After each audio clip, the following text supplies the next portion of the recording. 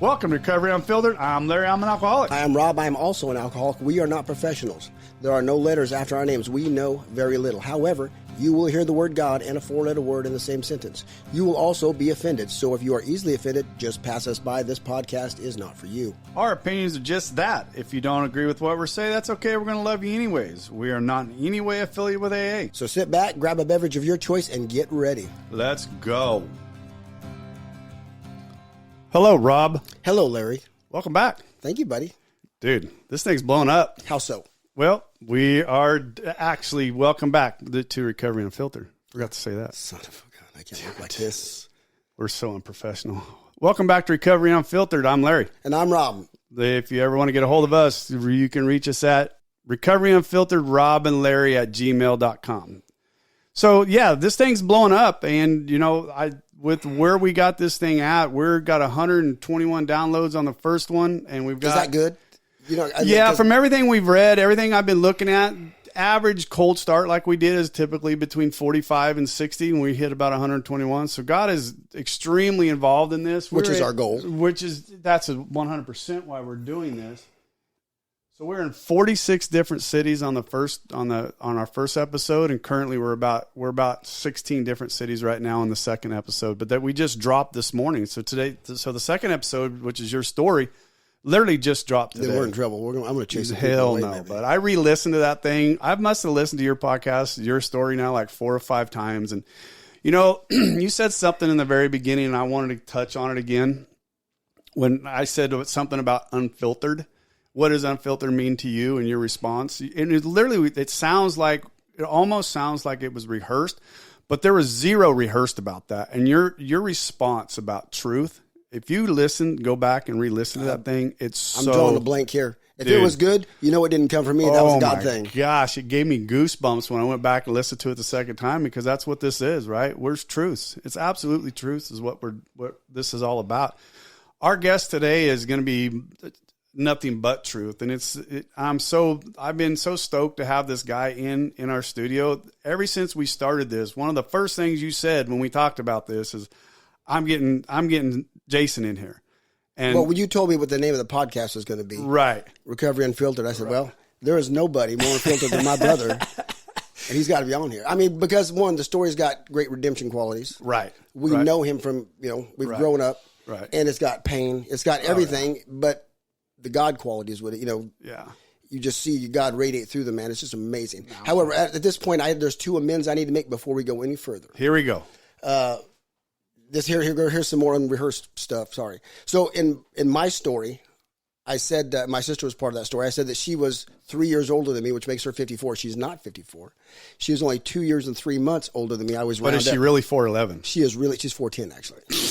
I give her one then. She's 4'11". So she's only 2 years and 3 months. She is 53. She is not 54. Anyway, so that's one. Bet you got your ass chewed for that. Oh, buddy, sorry, sis. And amends number 2 is to the listeners, because I didn't listen to mine because I can't stand the sound of my own voice. I've listened to yours a couple times, and the one thing that bothered me was when you were coming out of, we were telling your story when you were coming out of Maynard's, and I asked, was Katie the first one to meet you like I expected? You said no, it was your brother. Right.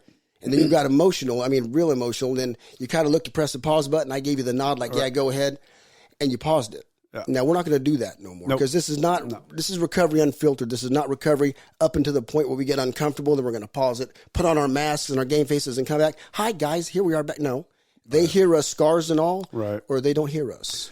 I agree with you, Rob. I kind of cut that out only because, you get to talking, and I've had speaker moments and stuff like that where you get emotional, and when you're live, you can't press pause there, right? You got to let it out. And that may bother some people. Right. Get over it or move on. I love you to death, but because I promise you, I don't promise. I'm going to try my best, but I know his story. Right. I've been part of it. Yep. And he allowed me to be a major part of it. So, and it was emotional then. I'm going to try to be, but I can't promise anything. Right. And I'm not going to try to hold anything back. This is Recovery Unfiltered, not Recovery Comfort. Right. That's a good point. A very good point. So, yeah, we are going to bring in our guest now, and we're going to I'm so excited to do this, and welcome in. Who the hell are you? I'm Jason, Jason Allen from Waterford. Attaboy. Larry. Lay it Rob, down. Right. Yeah, so the reason why I'm so excited for this guy to be in here is because the stories that this guy and I have as kids growing up in this little town. So I am named after Jason's Uncle Larry, right? So my dad and his Uncle Larry have been best friends since kindergarten. Since kindergarten, they've been, and they still are. They still to this day. Yeah. I mean, they're like a married couple. They're just. And then Jason's dad is my dad are very good friends too because it's all part of the family. Then their sister lived across the street from us growing up. From me, well, they had two of the prettiest girls that ever came out of Waterford that lived across the street. So Jason was always over there babysitting. So I always got to go over there. Right. Some of the stories I can tell you. I know where this is going. Wait, I've heard this story. I'm not going to say it right here because I'm going to embarrass some people. Probably me. It is Recovery Unfiltered, but not that. Not that. Proud not of you, that. Proud of you. Yeah, I don't need to put any of that in my minutes. I was only 10 years old at the time, so it's all good. I was good. So yeah, so me and this guy's had some amazing time together. And I think that's why I'm so excited to have you in here, Jason, because the story how we grew up in this little bitty town, right? And we were close friends. We wrestled in the chicken coop together. We did running around together. We cut a lot of fat around here. We got in a lot of trouble around here. But for us, we had to go to high school in a different town. So when we went to a different town, right? Those group of friends that you were running around with here, you kind of jump into different groups, right, Jason? Yeah, different. You find your kind of like social, right, where you fit in socially. You find that pack you run with, and you run, right. And that's where we kind of. That's for me and Jason, right, 33 years ago. So that's for sure, found that pack, and that's the funny part, right? So Jason and I kind of went different ways, and then in comes you, right? Because you're in his age group, and I'm along with this group.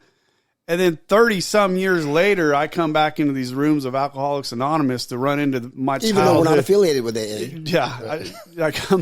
I run into one of my friends growing up in high school, and it's like we fell in love all over again. I mean, and then I got a chance to hear part of your story. And of course, my daughters and your sons were about the same age, running around together. So I kind of knew a little bit of what was going on. And obviously between your dad and your Uncle Larry, and I got to know a lot of but I didn't get to hear a lot of the story and the detail until I actually sat in a room with you. And Jason, I'm very excited. I'm going to let Rob do a lot of this talking to you today.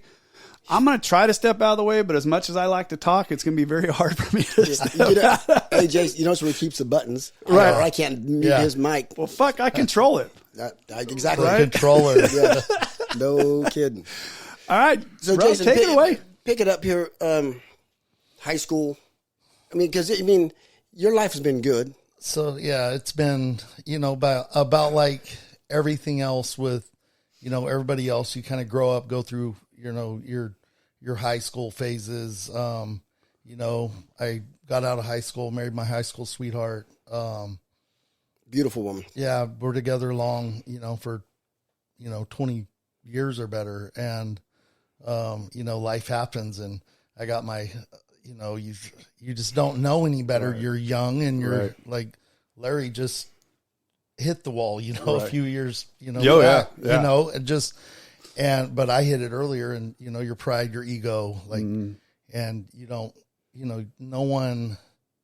My parents never prepared me for what was coming in life. Never set me down. I don't know if anybody's does. I do with my kids now. I say, hey. But you've been through some life as well. Yeah, there's some real shit coming. And my wife and I, we don't, everybody knows my wife. She's about as unfiltered as it gets, and I love her to death. But our kids know everything. Hide nothing. And you guys take your path. Yep. And we've been blessed, and your kids, Yeah. Super blessed. Super blessed now. Been through a lot to get to where I am now. But, So what's the first wall you hit? So the first wall was, in my right when I hit my 30s, just owned a couple houses, had my contractor's license, had a great business, never been in trouble before. The kids are wrestling, think I'm the toughest guy. Not the kids, we're talking about Ren, Tyler, Drew, right. We're doing, you're doing life. We're living, I didn't realize it at the time, but that's what, that's the American dream right there with you, your family. Yeah. And you have a great business. And it just really, it doesn't get any better, but without any, guidance and stuff, I think, my head, I think I'm the greatest thing on this planet, and, pride and ego, and I could do whatever I want. My best friend went through a divorce. And so he was coming up to where we live, hanging out with us. So I'd start going to the bars with him and stuff. And, how was your drinking at that period of time though? Casual? It was very casual. Right. There was no anything else. I was doing nothing else. Just living, living and being dad, and being dad, and just having a solid, just, I don't know, the American dream is what it was. Right. Northern California. Yeah. Northern California, Placerville, going to the lakes, Folsom Lake, just living, I had a great job. Just living, the best life. So you start hitting the bars, drinking, fighting, just like running. we do. Yeah. Like acting like, and honestly, I was acting like we were in high school again. When we were doing it. in, yes. I get you. Well, pointing at each other. No, that's what it was. Wait, there was a point where we would keep our mouthpieces, football in our back pocket, because here we go, throw them in, and But when you got Jason at your back, TJ on your backside, we're good. Yeah, we had a whole group. But that was high school. But that was high school behavior, right? And no one told me that was high school behavior. It's time to stop. And I wasn't smart enough to realize that I'd never been in jail, never been in trouble, had the world at the my fingertips. Anything I wanted, I could do, and just basically went through just a major attitude, and I felt like I'd worked my ass off my whole life, and I never got to have any fun. Like, because a lot of time, like, we hung out and party stuff, but I got married at a young age and had a family and picked up the job, and we literally had a home and family. And I felt like at that point I was robbed of your 20s, getting to have fun. Yes. My full 20s. My time. Yes. My time. And I felt like I was owed it. And I just started, and my wife at the time would be like, "What are you doing?" I'm like, "Fuck you. I'm going to the bar." Right. And it was just, she got resentment. I got, just through my ego, my head was so big. And, I did a bunch of things that I shouldn't have done. There was some infidelity. There was, just running, dude, thinking I could do whatever I want. And so, of course, she reacts in the same way. And when I do it, it's okay. But when she does, oh, hell no. Right. And so, people hurt others. Hurt people hurt others. And someone might have got shot in the middle of it. But unfiltered, Jason. And I got to go to jail, for the first time at my age. And honestly, I could have basically bowed out and said, "Hey, hey, I'll do whatever you want. I'm sorry I screwed up." But I literally had such an attitude. I was like, "Fuck you, send me to jail. I will whoop everybody's ass in there." Wow. And that's... How old were you then? 31. Wow. And I truly thought that too, until I hit. Right. Till I hit prison. Then I went, "Oh my God, I'm never going to make it out of here alive." And, anyways, that was the end of my, my family and the best time of my life, man. The most blessed.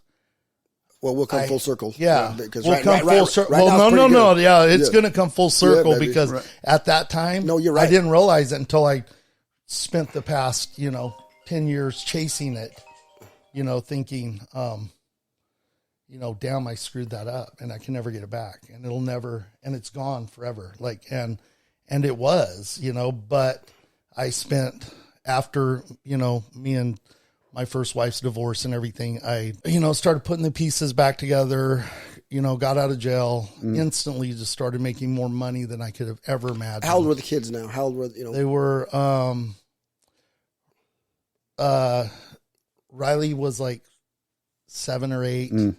Drew was like 9 or 10. Tyler was 12, and Rim was like 13. Okay, or 14, and coming right up to right there is where getting close to the wreck. Yeah, getting close to the wreck, and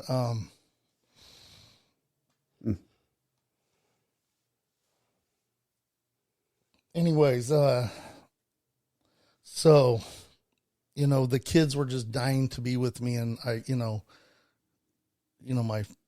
their mother had a fat resentment against me, and I still had my attitude of, I grew up a lot. I knew you couldn't just go do whatever the hell you wanted. Of course, I was on parole too, though, but God was still working in my life. He was just letting me, he's always blessed me with the ability to work hard and to make money. Oh, baby. And yeah, you and have that money, gift, no doubt about it. And it was just, and it came when I was able to buy my kids whatever they wanted, and started, and I'd never really dated. So I was, because you married right out of high school. Yeah. Yeah. And, she was pretty much the only woman I've been with. Right. So, I felt sorry for her at the time because, you grew up together. It's like we're brothers and sisters. Right. Anyways. That's okay in Waterford, though. It is. It was okay. It was all we knew. But hey, back to that point, the one thing I didn't know, that was up till, recently, that was the best times of my life. Yeah, those were the golden, I chased the rest of up until recently trying to recapture. And honestly, when I had met you, several years back, many years, when I ran into you after recovery and everything, I started accepting I'll never have it. Like it'll be this, that was my time and it was done, which wasn't true. Right. But anyway, so coming out, fought hard, had just the most blessed life with my kids. Ren, Tyler, they came to live with me right away, and we just had unlimited amounts of money. And they'd missed me so much because we were super close, and just the wrestling that's all we did was wrestling camps, tournaments, practice. Good wrestlers. Good wrestlers. Good looking, handsome boys. Yeah, hard. Were you still in Northern California at that time? No, you were back down I here. paroled here. Okay. Here, and we were going to wrestle. We wrestled for Houston with the Billy Murphy, Corey Borges era, and went to Turlock. We were all set up to go to Turlock, and I had told Mr. Noon, "Hey, Mr. Noon, I got a stud here. I want you to work with him." And he just got done working with Trevor Machado Chain, and won a state championship. Right. This is when all this was happening. And I was like, "Hey, work with my kid. I got a stud here." Right. And he's like, "No, it's too much work. I'm not doing it no more. It's just way too much." Right.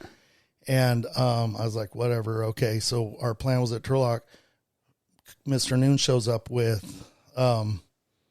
his grandson, Trent, at a Bulldog tournament in Turlock. And Tyler was wrestling. He just happened to get some kid from SoCal who was there that was a stud. And just went, balls to the wall with him on the mat. It went into double overtime. Wow. And Mr. Noon's standing there watching. I said, eyes wide open. Yeah. And his eye, and he goes, "Hey, that kid is fucking tough." I go, "Dude, I know he's tough, but Tyler's beating his ass. Tyler's hanging with him. He's going to beat him, And he goes, "Tyler," "That's your son, Tyler?" And I was like, "Yeah." And he goes, "Hey, we need to talk." Right.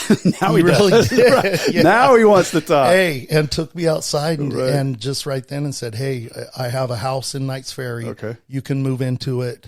Come wrestle at Oakdale. Wow. And I'll train your son." Wow. Wow. And right then, like that week, Tyler flew to the University of Minnesota for a 28-day intensive wrestling camp with Jay Robinson. And he left, and when he came back. How old was he then? He was 14. So he was in freshman. He was freshman. He was going to be a freshman. Yeah. He was coming out. This was right before he went in. Gotcha. This was July of that year, and he flew back. I moved all our shit. We moved. While he was gone, he didn't want to move. He had a girlfriend over there. He was in love. It was all set. Right. The Blues were all excited for him to come in. Right. And we just up and moved. And I picked him up from the airport and told him, "Hey, we're going to Knights Ferry." He cried the whole way home. Oh, shit. Yeah. But he adapted real quick. We went in there, and I don't know. As far as I know, this isn't a wrestling podcast, Right. but that's my life. Bro. It's life. That's what we're here for. It was, you have an athlete like that. There are very few, far in between on this planet, and he was that. He was that one. So, anyways, came in, unseated a bunch of kids at Oakdale, and took the varsity spot as a freshman, and went through it. We were training, just going with Mr. Noon after practice.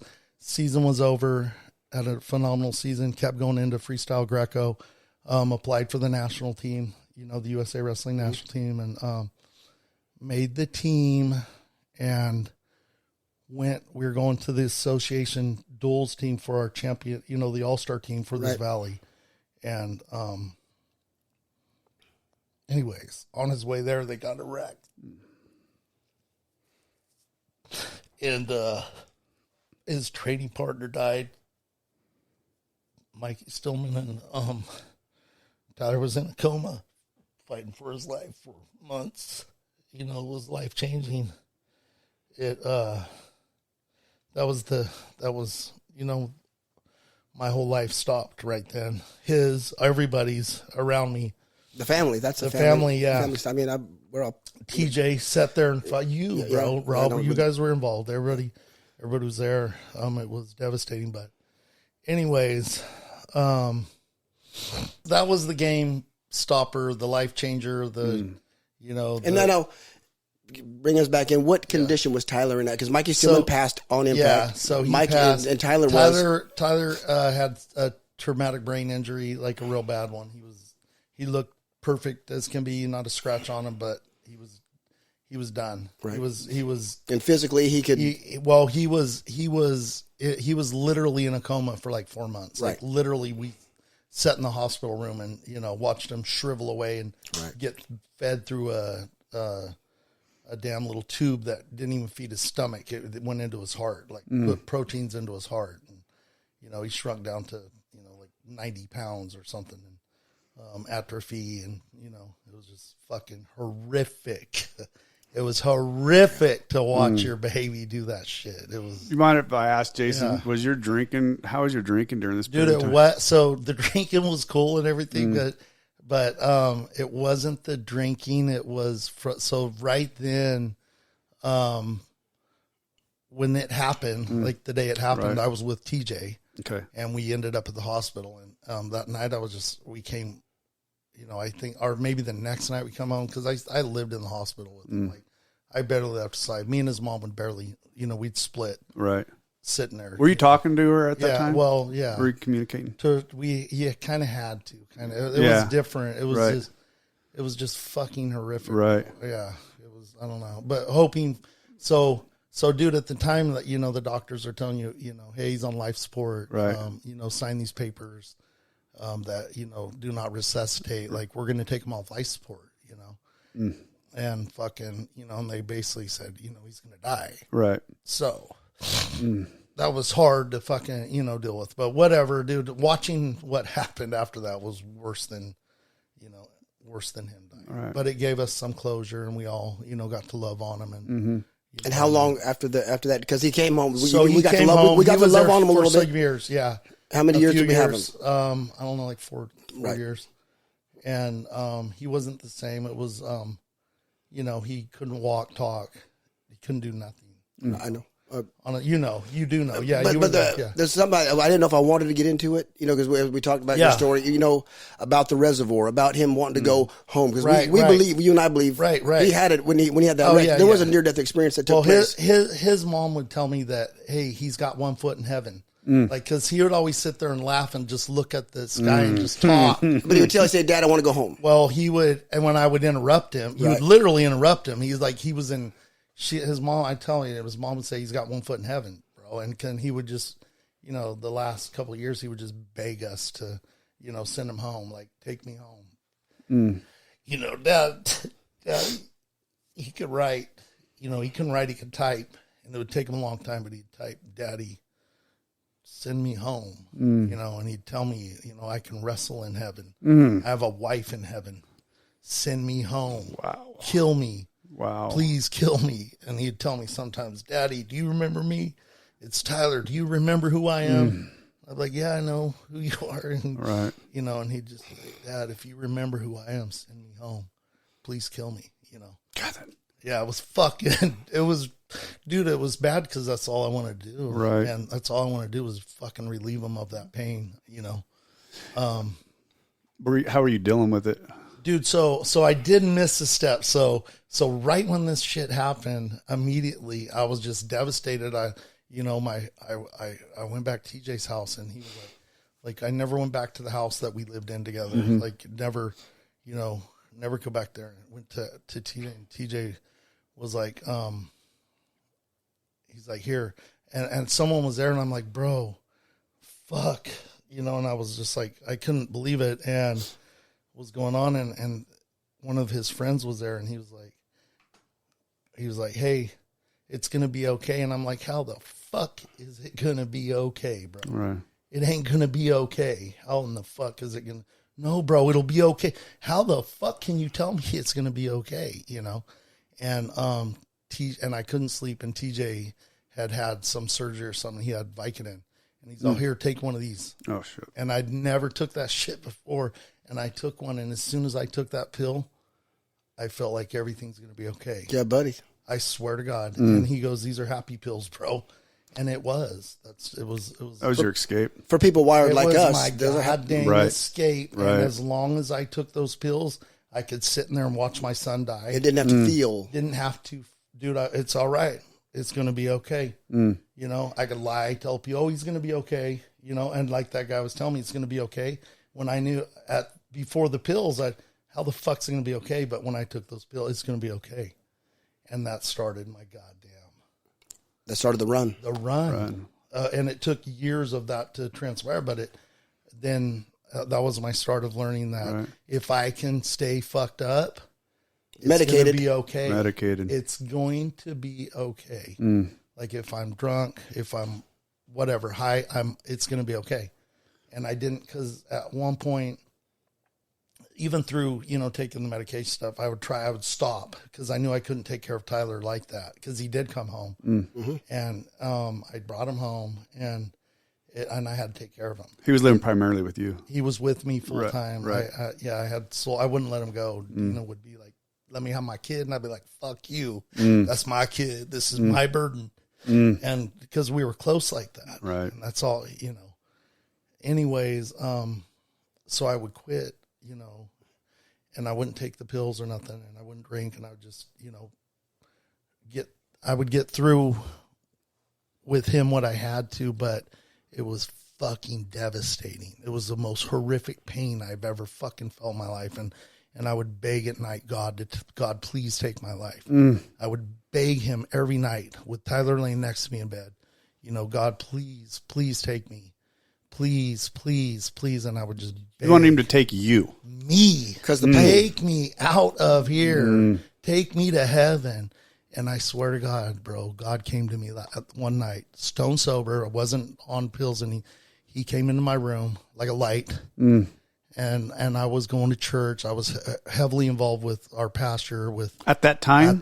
Okay, so you weren't River Oak Grace. No, I was doing the deal. I was trying to get through this. But you weren't involved in any kind of sobriety recovery or anything. I went to AA for without any sponsors or anything. But I would go. You white knuckled it. Yeah, I wouldn't white knuckled it. I'd go to the Celebrate Recoveries. I would go. Right. You know what I mean? Through my church, through River Oak Grace.